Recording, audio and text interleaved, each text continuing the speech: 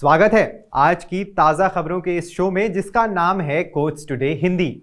मेरा नाम है सैयद आमिर हुसैन और मैं आपको बताऊंगा हिंदुस्तान के सभी कोर्ट से आने वाली आज की ताजा अपडेट्स। इन खबरों के बारे में अधिक जानकारी के लिए जरूर जाइए www.livelaw.in पे। वैसे तो इन सारी खबरों के लिंक आपको नीचे डिस्क्रिप्शन में भी मिल जाएंगे।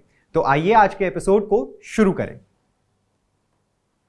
आज की खबरों की शुरुआत में दिल्ली में पटाखों के इस्तेमाल के संदर्भ में, जिसके कारण दिल्ली एनसीआर में हवा की गुणवत्ता खराब हो रही है। सुप्रीम कोर्ट ने सोमवार 11 नवंबर को कहा कि कोई भी धर्म ऐसी किसी भी गतिविधि को प्रोत्साहित नहीं करता है जिससे प्रदूषण पैदा हो। प्रदूषण मुक्त वातावरण में रहने का अधिकार प्रत्येक नागरिक का मौलिक अधिकार है, जो भारत के संविधान के अनुच्छेद 21 द्वारा संरक्षित है। हमारा मानना है कि कोई भी धर्म प्रदूषण पैदा करने वाली किसी भी गतिविधि को प्रोत्साहित नहीं करता है। यदि इस तरह पटाखे जलाए जाते हैं तो यह नागरिकों के स्वास्थ्य के मौलिक अधिकार को भी प्रभावित करता है। न्यायमूर्ति अभय एस ओक और न्यायमूर्ति ऑगस्टीन जॉर्ज मसी की पीठ ने कहा।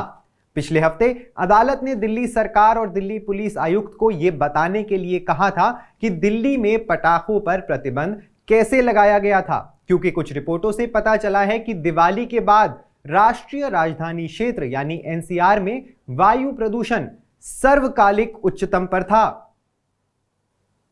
अगली बेहद महत्वपूर्ण खबर में न्यायमूर्ति संजीव खन्ना ने न्यायमूर्ति डी.वाई. चंद्रचूड़ के स्थान पर आधिकारिक तौर पर भारत के मुख्य न्यायाधीश का पद ग्रहण कर लिया है।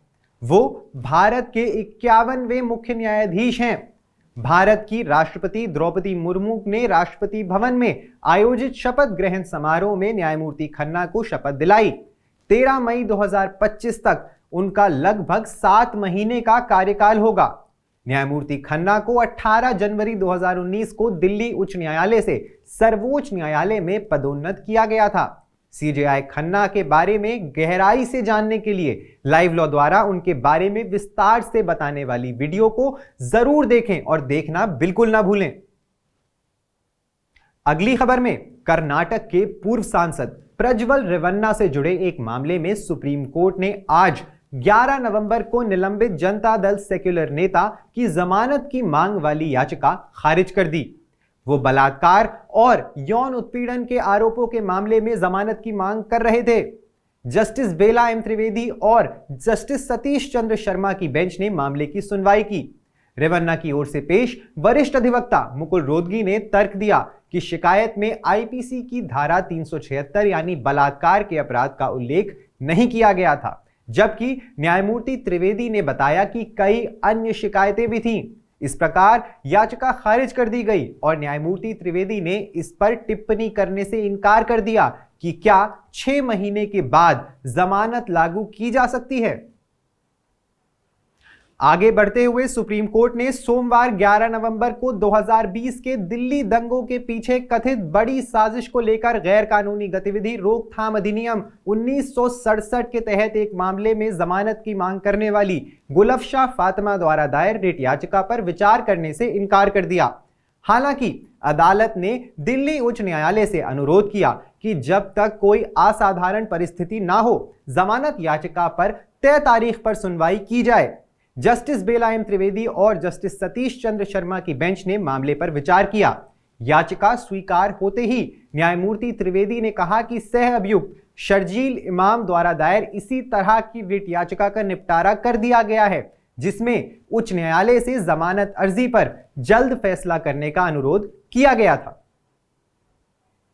अपनी तरह के पहले आदेश में उत्तराखंड उच्च न्यायालय ने एक पत्नी के आवेदन को अनुमति दे दी, जिसने अपने पति की संरक्षकता की मांग की थी, जो कोमा की स्थिति में है और बुरी तरह से बिस्तर पर है। याचिकाकर्ता पत्नी ने अपने पति के अभिभावक के रूप में नियुक्ति की मांग करते हुए उच्च न्यायालय का दरवाजा खटखटाया था। उसने पति की संपत्ति की देखभाल करने, उसके बैंक खातों का प्रबंधन करने और उसकी ओर से दस्तावेजों पर हस्ताक्षर करने का अधिकार मांगा था।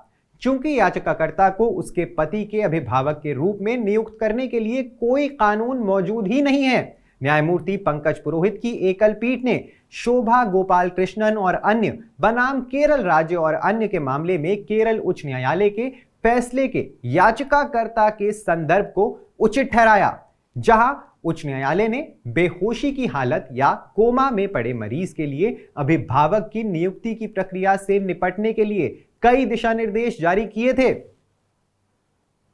ज्यादा जानकारी के लिए सब्सक्राइब करिए हमारा YouTube चैनल या विजिट करिए हमारी वेबसाइट www.livelawin, जहां आप इन सारी खबरों के बारे में अच्छे से जान सकते हैं। लाइव लॉ हिंदी पे आपको हिंदी में सारी ताजा अपडेट्स भी मिल जाएंगी। अगर आपको ये वीडियो पसंद आया है तो इसे लाइक करिए और कमेंट करिए अपने व्यूज। हमें YouTube पर सपोर्ट करने के लिए हमारे चैनल को ज्वाइन करिए एज अ मेंबर, और सिर्फ 89 रुपए प्रति माह में आप हमें सपोर्ट करके लीगल जर्नलिज्म को प्रमोट कर सकते हैं। धन्यवाद।